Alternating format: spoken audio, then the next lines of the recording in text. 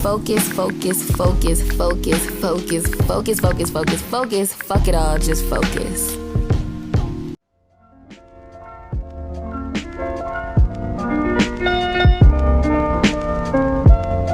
Hello everyone, welcome to Eternal Sunshine. I'm Michelle, and if you know me or you follow me on social media, you probably know how much I love movies, music, art, and recommendations. I'm always giving recommendations of different types of music you should listen to, mostly R&B, but different types of films you should watch. So today I want to recommend the type of tropes that you like. So I'll recommend movies with that type of trope. So if you like enemies to lovers or friends to lovers or insta love or that type of thing, I got you covered. Also, I just wanted to say sorry because I don't have a mic and I thought I'd use my old phone with my mic, but sadly it's not working. So I'm really sorry about that. I just hope you can hear me. But let's get to the tropes. If you're a friends to lovers type of person, what does this mean? Basically, what the title is about, it's friends to lovers. You were friends and now you're lovers and you're in love and you love each other. So that's what it means. I wanted to start with 13 Going on 30. I really love that film. It's amazing. I watched it as a kid, and basically it's about a girl who makes an unusual wish on her 13th birthday, that she wants to be 30, flirty, and just have every guy and every friend. And so when she wakes up that age, she just finds out that, life isn't as good as she thought it would, and that all she needed was her best friend, who was so sweet. Next up is Brown Sugar. Brown Sugar was that movie. So Brown Sugar is about this guy and girl, and the girl is played by Sana Lathan and the guy is played by, I promise I know him. Anyway, so these guys are friends, but they find out that they actually have feelings for each other because they've been friends for so long. They find out that they actually love each other, but they're in relationships. And personally, the guy character, I didn't really like him for like the first part of the movie. It was a no for me, but towards the end I was like yes. And like the reason why I really love this movie is because they love music so much. She works in radio and he works in like managing or management or something like that for like music. And these guys love music, like they love hip-hop, specifically hip-hop. Like they love hip-hop so much, and they taught me so much about music. Honestly, it's a good movie. Like Friends to Lovers isn't really my thing, but it was so good. I loved it so much. Oh. Next up is Legally Blonde. I just watched Legally Blonde literally last night.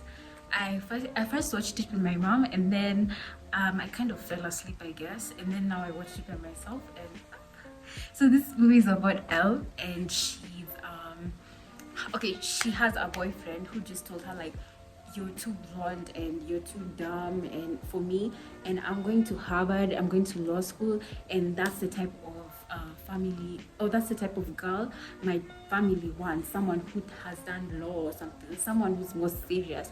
And she's like, bet she aced her SATs. She got like a good letter of recommendations, and guess who went to Harvard? My girl Elle. Honestly, I've really loved Legally Blonde for a really long time. I remember my Facebook profile was I work in Legally Blonde. I don't know what I really love that movie because I don't know, it just teaches people to like just don't see the surface, like you're just judging a book by its cover. Plus Elle is so nice, like for such a popular person, like she's amazing. So yeah, Legally Blonde is a really good Friends to Lovers because she starts liking the guy who's I think the teacher's assistant, and he's so sweet and so kind and everything, and I just love them. So that's it for my friends to lovers. Let's go to my favorite trope, enemies to lovers. Now, you know, I can't start on enemies to lovers without starting with poetic justice.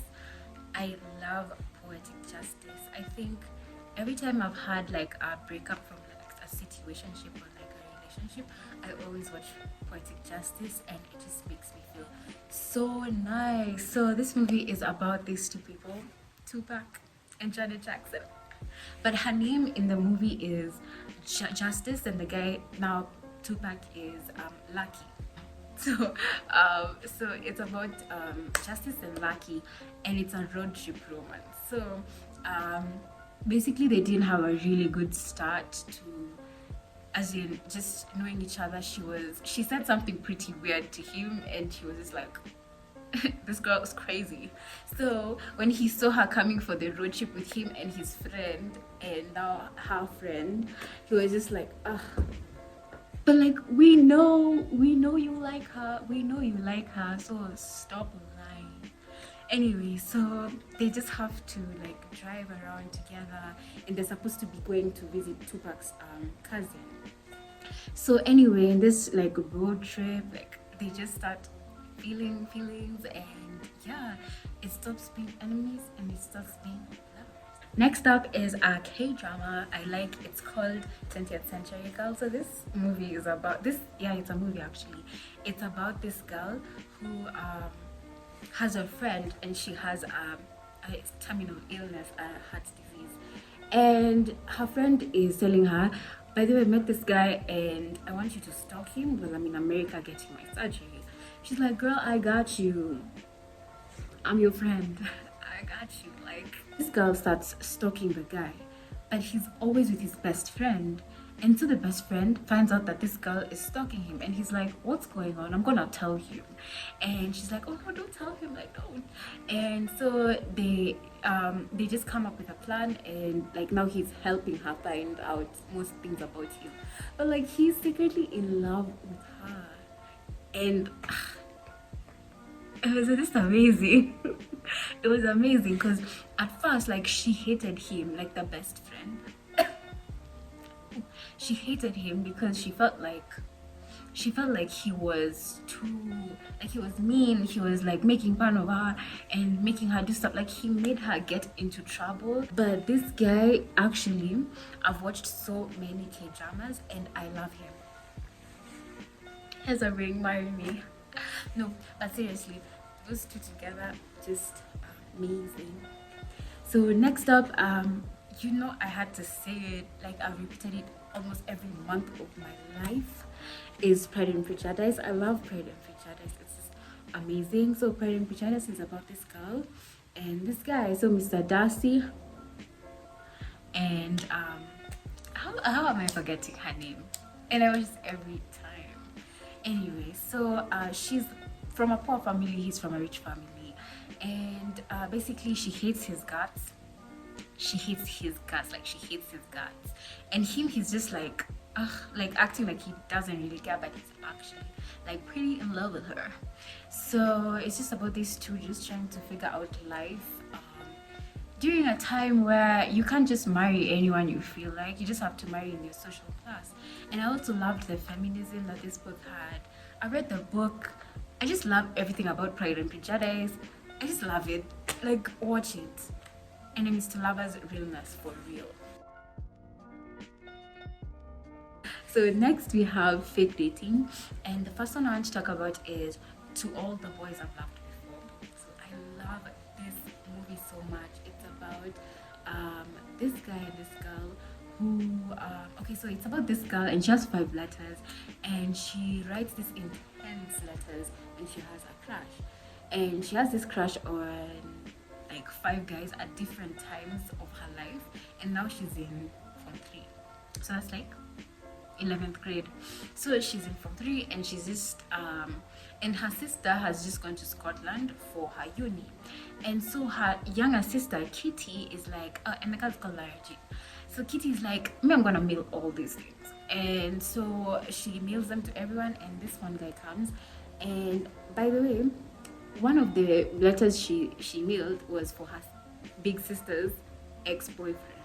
So when this guy comes, he's like, Larry Jean, I don't feel the same way, but you take your letter back. She sees her sister's ex-boyfriend coming with the letter, so she just kisses the guy first, and she was just like, oh, sorry.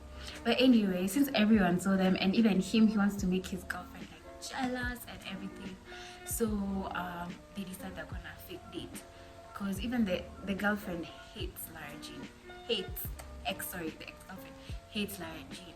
And so they go about, like, even like the cutest thing, like he puts his hand in her back pocket and everything, and I'm just like, yeah, I love it.